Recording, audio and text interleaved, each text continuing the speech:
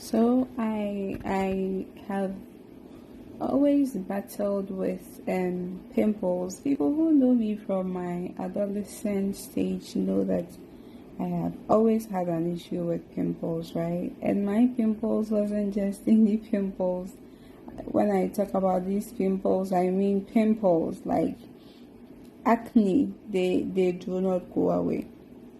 And I have been to so many hospitals, skincare clinics, was doing so many facials.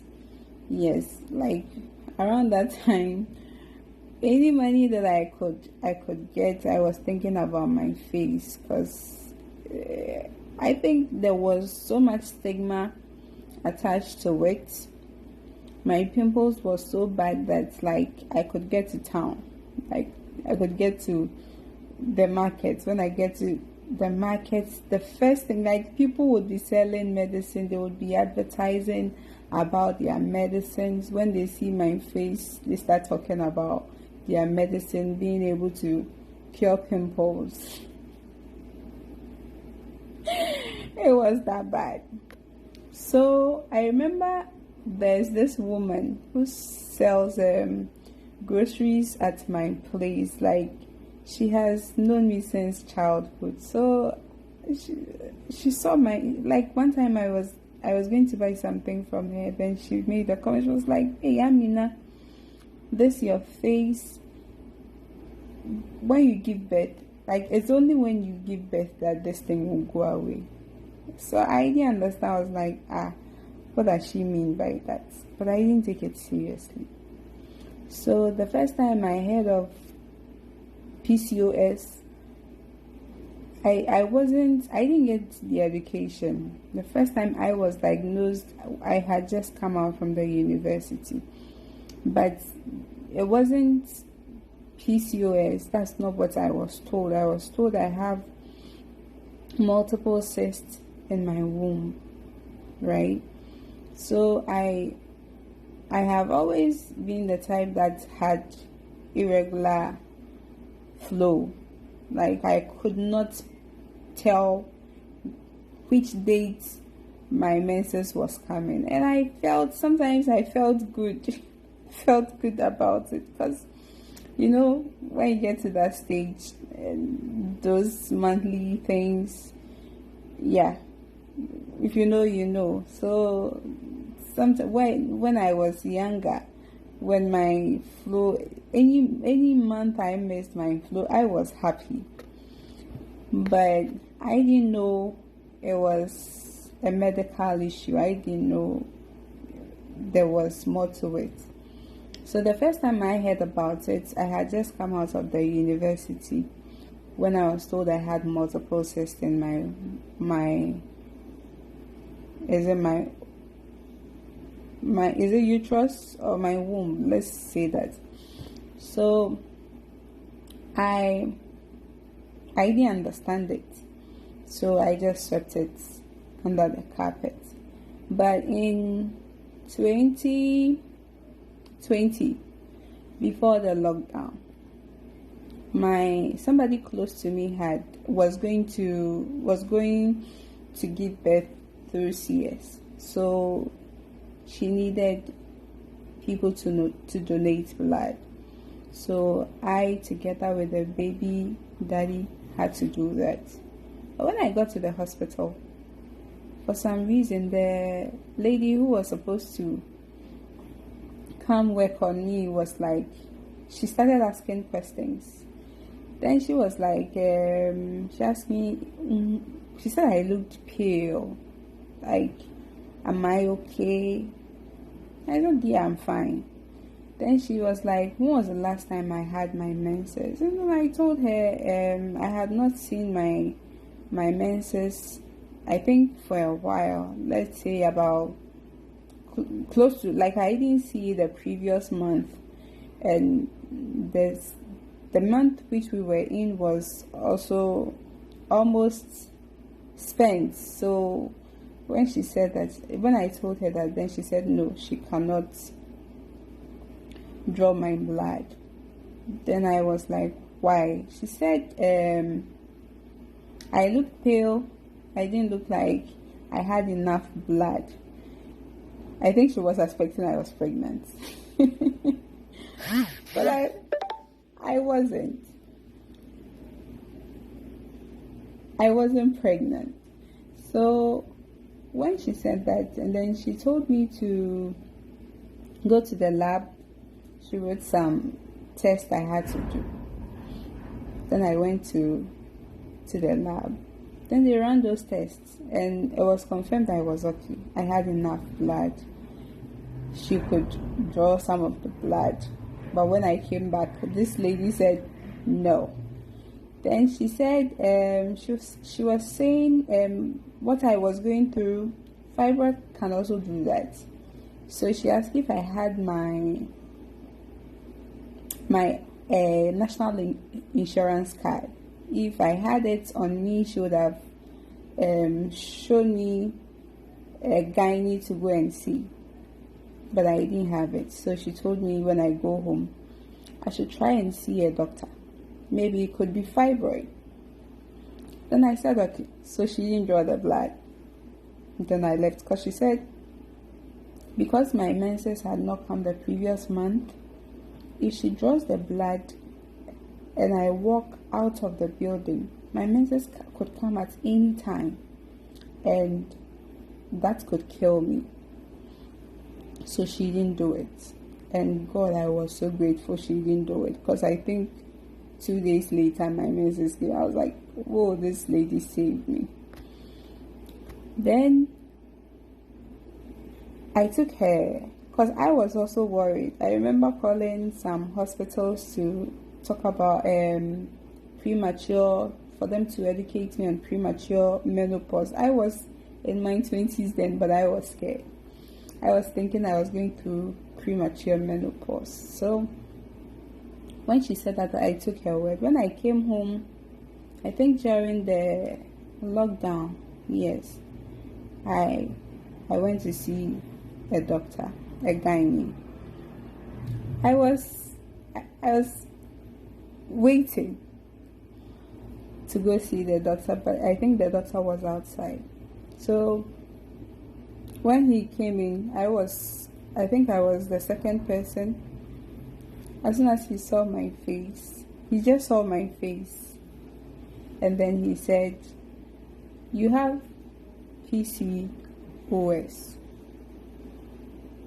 polycystic ovarian syndrome. When he said that, because I had heard about this polycystic ovarian whatever before in my after uni, it didn't surprise me, but I was surprised he could just look at my face and then diagnose me.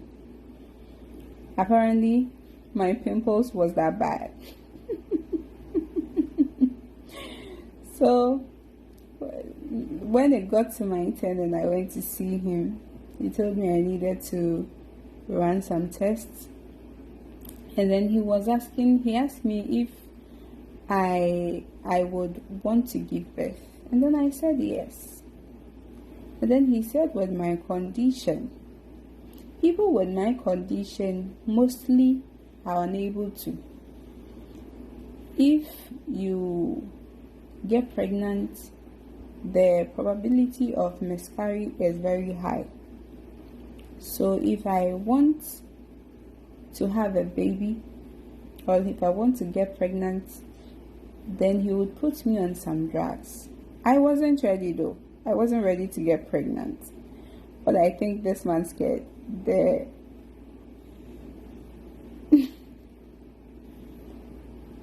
he scared me.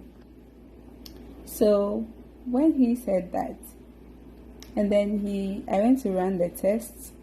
After running the tests, he put me on some medications, and then I went home. I took the medications. I wasn't trying to get pregnant, but I got pregnant. I don't know, maybe because of the medication, but I think I got pregnant because I wanted to see if I could get pregnant, but I wasn't ready. I wasn't ready to get pregnant. I wasn't ready to get pregnant, like mentally, psychologically, financially. I wasn't in the right frame of mind to get pregnant. But I think what the man said, and before this, somebody had made some comments. That's another topic for another day. But that comment this person made pushed me to want to try and see if I could also get pregnant. So when I got pregnant, I went back to the hospital, and the doctor said he had to, because of this issue, the baby, if he doesn't put me on certain medications, I would still miscarry. So he prescribed certain drugs. Some of the drugs were expensive. He prescribed certain drugs which I got. But there's this particular one I didn't use because I wanted to see if what this man is saying is really true. I wanted to see if because I always said, it's not as if I have gotten pregnant and miscarried. No. So I wanted to see if my body could carry the baby. So I didn't use, there's this one he said I would have to insert. I didn't use it. And everything I was told not to do, I did. I think when I saw that no, this pregnancy is not going anywhere. This baby is not going anywhere. I started doing things like I was more overactive, but no. So I saw that my body could handle it. And then eventually baby came, and I think a year, 9 months later, baby number 2 also came. So this whole thing, I'm talking about this whole thing because I read a comment under somebody's post. This lady, people in Ghana know this lady. She's a famous TikToker whom society, especially women, have talked down on when she got married for so many years and wasn't able to. I don't know if she wasn't ready or she wasn't able to have a child. And then eventually, I think about last year or so, she had a baby. And last week about 3 days ago, I was on TikTok and I saw her on FYP, and I could see she was pregnant again. And people were congratulating her in the comment section, and there's this one lady who passed the comment, and she was like, I have PCOS. How do I get pregnant? So I feel because I used to think people with PCOS wouldn't be able to, but I have it, and I have children. I don't just have a child, I have children.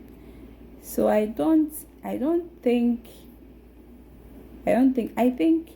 yeah, diet is good, like checking your diet, because I remember after I was diagnosed the first time, I changed my lifestyle. That was when I started intermittent fasting. I started fasting and cutting down on so many things. I wasn't eating red meats. All that I was eating was chicken and eggs. So I got rid of certain things in my life. So I think to a large extent that might have also contributed to where I am today. Like, lifestyle changes is good. Like, it's everything. food is medicine, so you need to check it. And then I think, yes, you need to see a doctor if you are like that. If you think you have PCOS and you are unable to give birth or get pregnant, or anytime you get pregnant you miscarry, I think the right thing to do is to see a gynae. There are good gynecologists around. When you see a gynae, they have been in business for a while, so they know what they're about. So they will tell you the things you need to do and the things you don't have to do. The drugs they have to give, the drugs you have to use, and those that you don't have to use. When you get pregnant, that's not the end of it. You still have to go through still taking some medications so that you don't lose the pregnancy.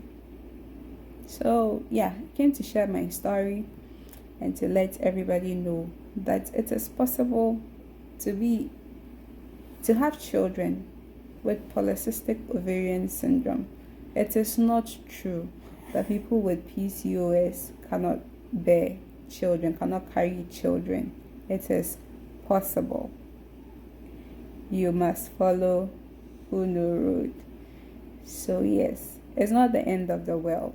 Don't give up on the dream of becoming a mother eventually. Do not give up.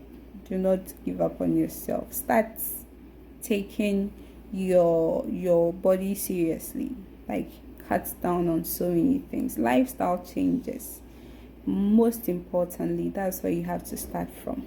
Your food, certain habits. Yeah, you need to check all of those, and then see a doctor, a good, proper gynecologist. Yeah, and when you are put on medications, please take them.